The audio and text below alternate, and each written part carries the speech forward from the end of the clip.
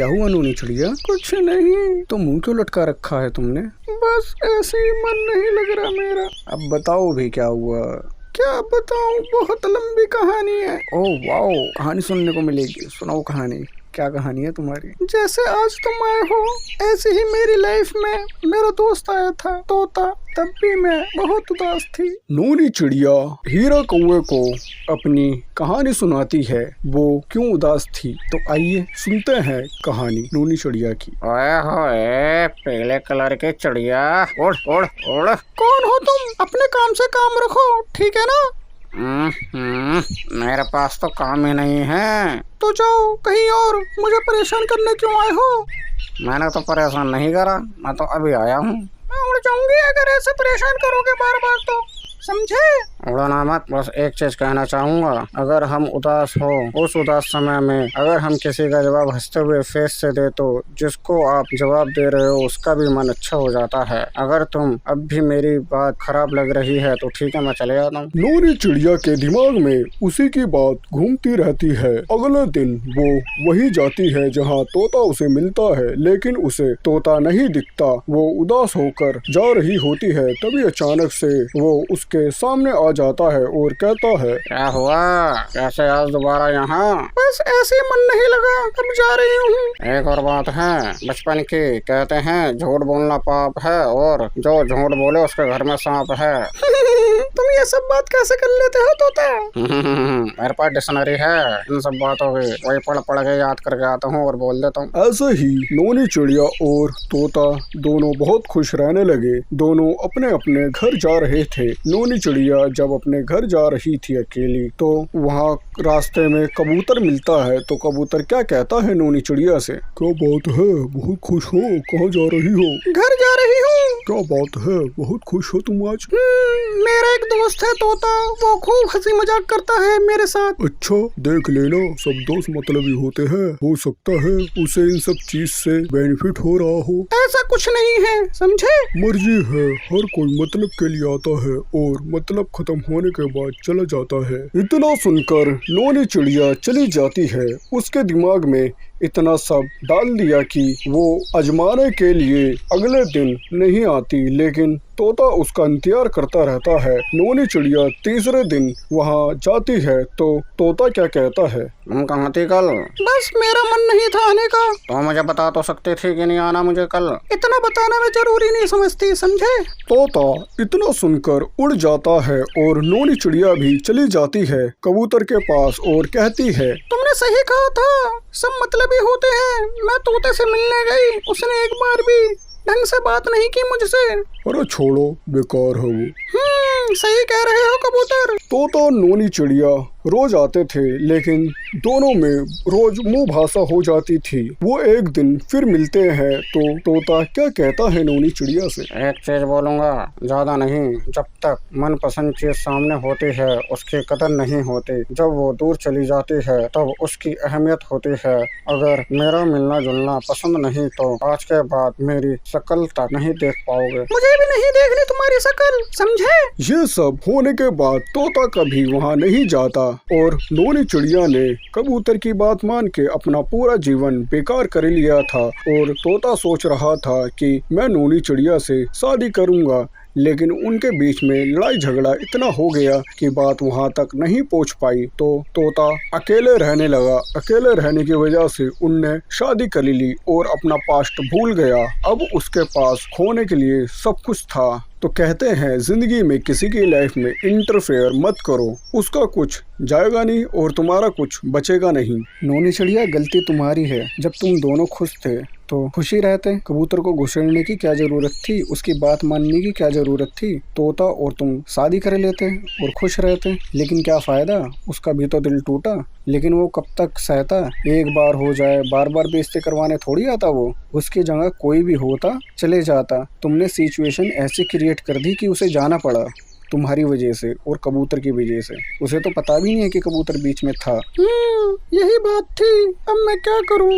अब रो, उसके अलावा और कुछ नहीं है। और घुसेड़ लो तीसरे पर्सन को। उसकी जिंदगी खराब हो गई, उसने तो चलो अपनी जिंदगी बना ली, तुमने तो बिगाड़ ली कबूतर की वजह से। कबूतर तो नहीं आया तुम्हारे पास।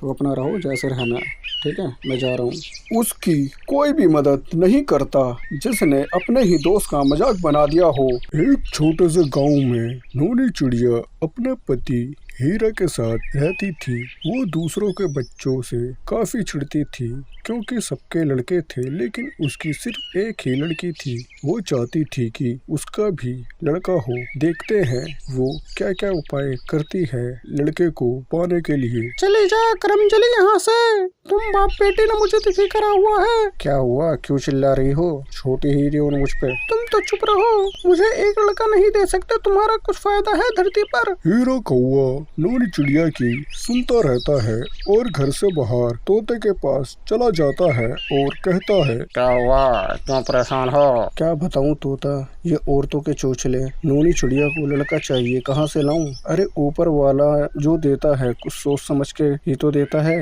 लेकिन हम क्या करते हैं, ऊपर वाले से ज्यादा खुद को समझदार मानते हैं। ये तो है।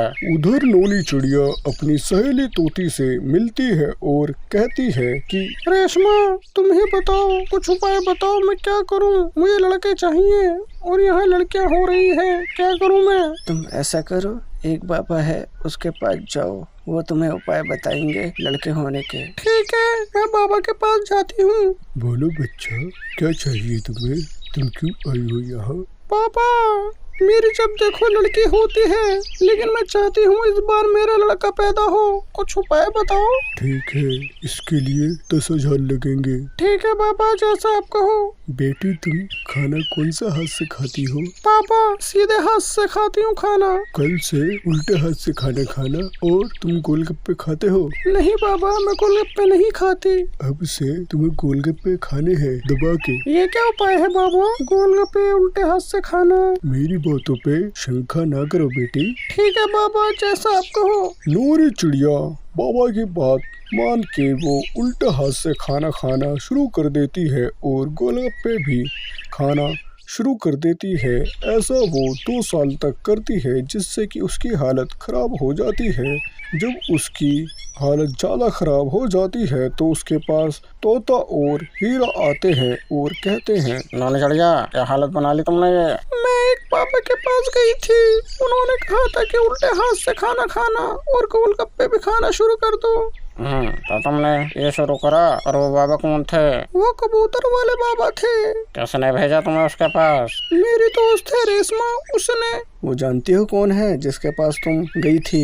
वो एक पाखंडी बाबा है जो बाबा बन के गाँव जाता है और उसके साथ एक लड़की है जो दुखी लोगों के पास जाके सबसे पहले उनकी दोस्त बनती है, फिर सहारा, फिर वो बाबा के पास भेज देती है। ये सब बात सुन के उसकी तबीयत और भी खराब हो जाती है। उसे डॉक्टर के पास लेके जाते हैं। जब इलाज होता है तो डॉक्टर क्या कहता है, इसकी किडनी खराब है, इसे किडनी की सख्त जरूरत है, कहीं से किडनी का बंदोबस्त कराओ। मेरी चल जाएगी? नहीं सर, आपकी नहीं चलेगी। ये सब बात छोटी हीरी को पता चलती है तो नोनी चिड़िया अपनी माँ को किडनी दे देती है जिससे कि नोनी चिड़िया मरने से बच जाती है। लेकिन उसके बाद भी वो उसे मनहूस कहती रहती है। वो अपनी बच्ची से काफी नफरत करती है। फिर नोनी चिड़िया को तोता समझाता है, नोनी, मेरी बात मानो, देखो बेटी भी तो घर की लक्ष्मी होती है, अगर तुम इससे नफरत करोगे तो आगे क्या होगा? तुम भी तो एक लड़की हो, वो तुमसे इतना प्यार करती है, उसने तुम्हें किडनी तक दी थी अपनी परवाह किए बिना। तो क्या हुआ, इतना तो हर कोई कर ही देता है। तोता हीरा के पास जाता है और कहता है, हीरा, ये तो किसी की बात नहीं मानती ना सुनती, अब तुम ही देखो क्या करना है, जल्दी से जल्दी छोटी हीरी की शादी करवा दो, वरना ये तो अपनी बेटी को ही खा जाएगी। सही कह रहे हो, मैं इसकी शादी की बात करता हूँ कहीं। हीरा और तोता शादी की बात कर ही रहे होते हैं कि नोनी चिड़िया हीरा को बुलाती है और कहती है, हीरा, मुझे उल्टी आ गई, प्रेग्नेंट हूँ। चलो सही है, अब तो भगवान इसे लड़का दे देना। नोनी चिड़िया प्रेग्नेंट थी। जैसे ही 9 महीने खत्म होते हैं, नोनी चिड़िया को 2 लड़के होते हैं जिसकी वजह से वो बहुत खुश रहने लगी और उधर अपनी माँ को देखकर छोटी हीरी भी खुश रहने लगी। जब उसके बच्चे होते हैं, उसे कुछ दिनों बाद उसकी तबीयत फिर खराब हो जाती है और डॉक्टर क्या कहते हैं, हीरा, इनकी एक किडनी भी खराब हो गई, कुछ करो जल्दी। वरना इनके पास टाइम नहीं। मैं कहाँ से करवाऊँ? छोटी हीरी भी अपनी एक किडनी दे चुकी है, अब कौन देगा इसे किडनी? डॉक्टर मेरी ये वाली भी किडनी ले लो। बेटा अगर आपसे ये वाली भी किडनी ले लूंगा तो आप कैसे बचोगे? आप मर जाओगे ना दोनों किडनी ना होने की वजह से। डॉक्टर माँ बहुत चाहती थी कि मेरे लड़के हों और अब उनके पास लड़के हो गए और वो प्यार भी ना करे, ऐसा मैं होने नहीं दूंगी। पहली बार तो मेरी माँ को खुशी मिली, अब ये भी ना मैं होने दूं। मेरी माँ को प्यार मिलेगा, मरते दम तक मैं अपनी माँ का साथ दूंगी। अगर तुम मर गई मेरा जेल जाना पक्का। ऐसा कुछ नहीं होगा, वो सब मुझ पे छोड़ दो। डॉक्टर मान जाता है और छोटी हीरी की किडनी नोनी चिड़िया के अंदर लगा देता है और छोटी हीरी मर जाती है और नोनी चिड़िया बच जाती है। लेकिन थोड़ी देर बाद हीरा कौवा अपनी बेटी को आवाज लगाता है और वो नहीं मिलती तो वो ऑपरेशन रूम में जाता है। वहाँ पता लगता है कि उसने अपनी किडनी दे के जान बचाई। हीरा कौवा क्या कहता है फिर डॉक्टर से? उसने मुझसे जिद करी थी इसलिए मैं ऐसा करा। उसने मना करा था कि ये बात किसी को ना पता लगे। डॉक्टर के कहने पर हीरे ने किसी को कुछ नहीं बताया और वो चुपचाप अपनी पत्नी को वहाँ से घर ले गया। सब खुश थे हीरे के अलावा। 15 साल बीत जाते हैं, उनकी शादी भी हो जाती है। नोनी चिड़िया के बच्चे नोनी चिड़िया को और हीरे कौवे को घर से निकाल देते हैं। फिर क्या होता है आइए देखते हैं। मैंने कितनी विनती करी, कहाँ नहीं गई इनके लिए। जब ये हो गए तो इन्होंने हमें ही घर से बाहर निकाल दिया। सही करा इन्होंने। तुम्हें लड़के चाहिए थे ना, लो लड़के। हमारी छोटी हीरी इतनी अच्छी थी। अरे तुम्हें क्या पता आज जो तुम जिंदा हो सब छोटी हीरी की वजह से, जिसने अपनी दोनों किडनी दे दी सिर्फ किस लिए कि तुम्हें इन दोनों बच्चों का प्यार मिल सके। और पागल तुम्हारे प्यार के लिए तरसती रही और तुमने क्या करा? अगर वो हमेशा खुशी के लिए कितना बलिदान दिया सिर्फ किस लिए कि मेरी माँ मुझे अब प्यार करेगी, अब करेगी। लेकिन तुम्हें लड़के चाहिए थे, ले लो अब लड़के। बस यही एक कमी है हम में कि लड़के अगर लड़के चाहिए उन्हें वैसा संस्कार भी दो। अगर नोनी चिड़िया अपने बच्चों को अच्छे संस्कार देती तो आज वो घर से बाहर न होती और छोटी हीरी भी जिंदा होती, बल्कि ये नोनी चिड़िया की सोच ही उत्पन्न होती।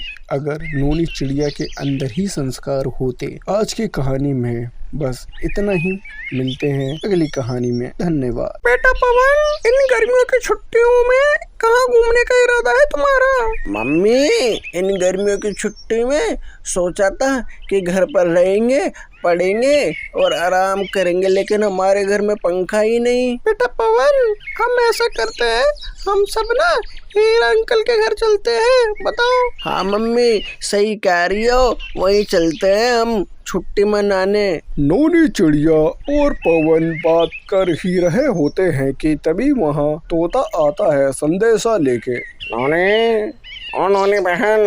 हाँ तोता भाई। नोनी चिड़िया तुम्हारा संदेशा आया है। आप आओ, बैठ के पानी पियो पहले, बहुत गर्मी हो रही है बाहर। धन्यवाद नोनी चिड़िया। नोनी चिड़िया तुम कहीं जा रही हो क्या? सामान वामान पैक कर रही हो? हाँ, पवन के हीरा अंकल है ना, उनके घर जा रहे हैं छुट्टियां मनाने।